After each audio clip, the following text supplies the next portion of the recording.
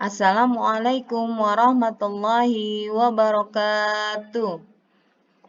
Apa kabar teman-teman gugus 5 yang hebat? Alhamdulillah luar biasa, tetap semangat BDR-nya, Allahu Akbar. Teman-teman jangan bosan ya belajar matematika, teman-teman juga harus semangat ya.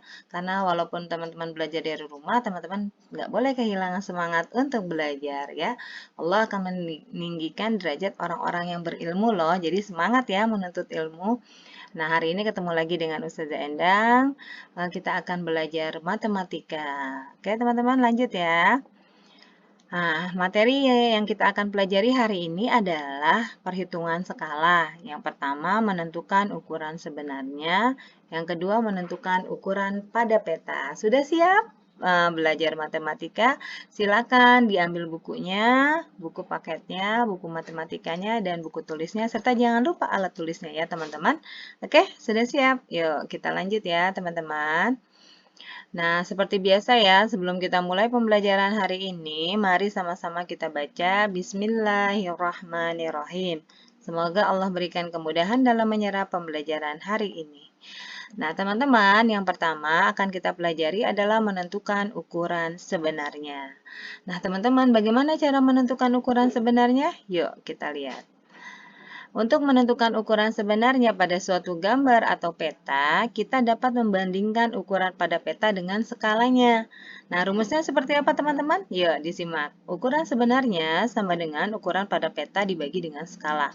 Sebenarnya ini adalah rumus yang sudah kita pelajari di pekan yang lalu tentang skala. Hanya letaknya yang kita bedakan. Untuk mencari ukuran sebenarnya, itu ukuran pada peta dibagi dengan skala. Nah, ini rumusnya diingat baik-baik ya teman-teman untuk menentukan ukuran sebenarnya. Itu ukuran pada peta dibagi dengan skala. Oke, lanjut ya. Nah, ada contoh soal di 4.1 di buku teman-teman. Dilihat ya di halaman 80. Nah, perhatikan peta Pulau Sumba yang ada di buku halaman 80. Pada peta tersebut, jarak kota Waikabubak dan Bondokodi adalah 4 cm. Nah, teman-teman diingat ya, ini pada peta jaraknya 4 cm. Skala peta tersebut 1/3 juta. Berapa kilometer jarak sebenarnya kedua kota tersebut? Nah, ini yang ditanya adalah jarak sebenarnya. Bagaimana penyelesaiannya? Nah, teman-teman tetap harus memakai apa yang diketahui, apa yang ditanya, dan bagaimana jawabnya. Nah, diketahui jarak pada peta 4 cm. Skala petanya 1/3 juta. Yang ditanya jarak sebenarnya. Untuk mencari jarak sebenarnya, nah, ini rumusnya masih skala. Kita akan mencari jarak sebenarnya. Untuk mencari jarak sebenarnya itu adalah jarak skala dikali dengan jarak pada peta. Nah, skalanya berapa? 1/3 juta. Nah, 1/3 juta. Nah, teman-teman ingat ya dengan pecahan ya, kalau dia tadinya dibagi terus berubah menjadi perkalian, maka penyebutnya menjadi pembilang dan pembilangnya menjadi penyebut. Kenapa di sini 3 juta? Karena kan 3 juta ini ketika dirubah menjadi perkalian, dia naik ke atas. Berarti 3 juta dibagi 1. Nah, 3 juta dibagi 1 itu sama dengan 3 juta. Nah, berarti 3 juta dikali 4, itu hasilnya 12 juta cm. Karena ini sentimeter adalah ukuran pada peta, maka harus dirubah ke ukuran kilometer untuk jarak sebenarnya. Nah, 12 juta dibagi dengan 100.000. Karena naiknya 5 kali, maka nolnya ada 5 dibagi 100.000. Jadi 12 juta dibagi 100.000 hasilnya adalah 120 km.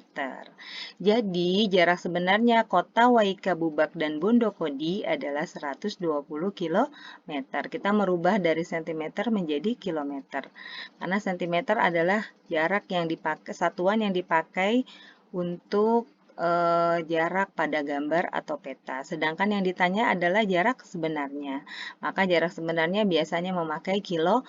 meter. Untuk membaginya berarti 12 juta dibagi 100.000. Dari sentimeter ke kilometer itu naiknya 5 kali berarti dibagi 5.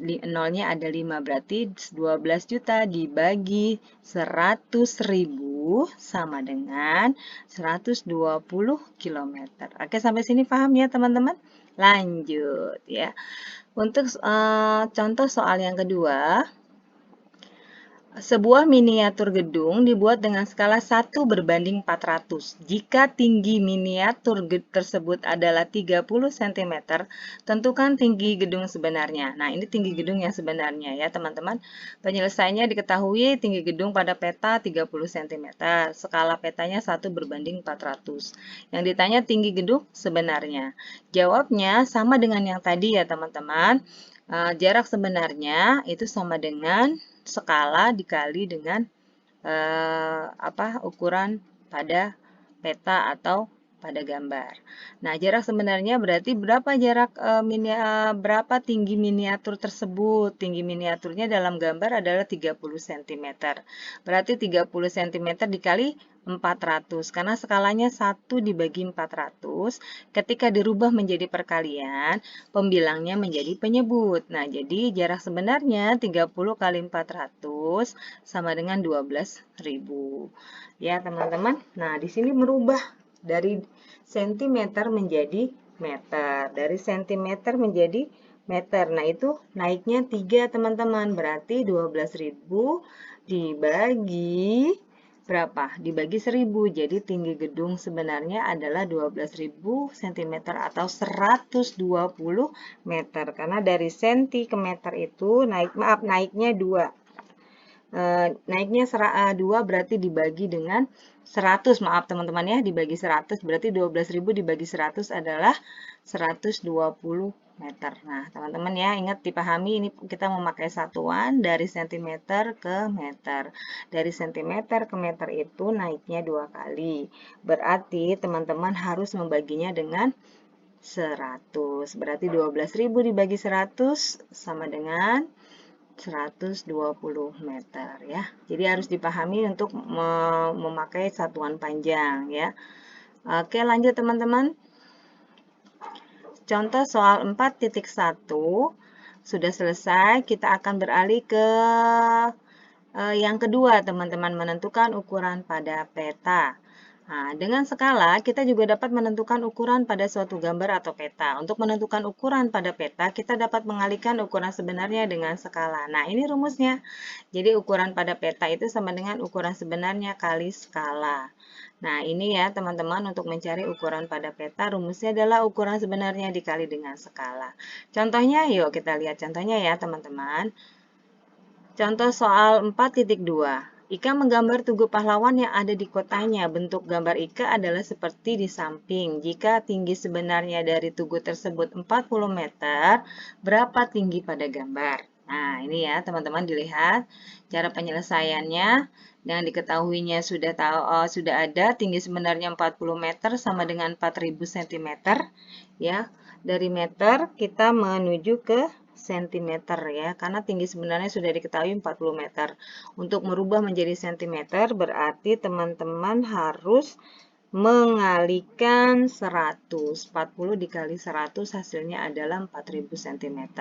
Nah, skala pada petanya 1:8. Dari mana tahunya 1:80? Nah, disinilah terlihat. Nah, skalanya 1:80. Tinggi pada gambar yang ditanya.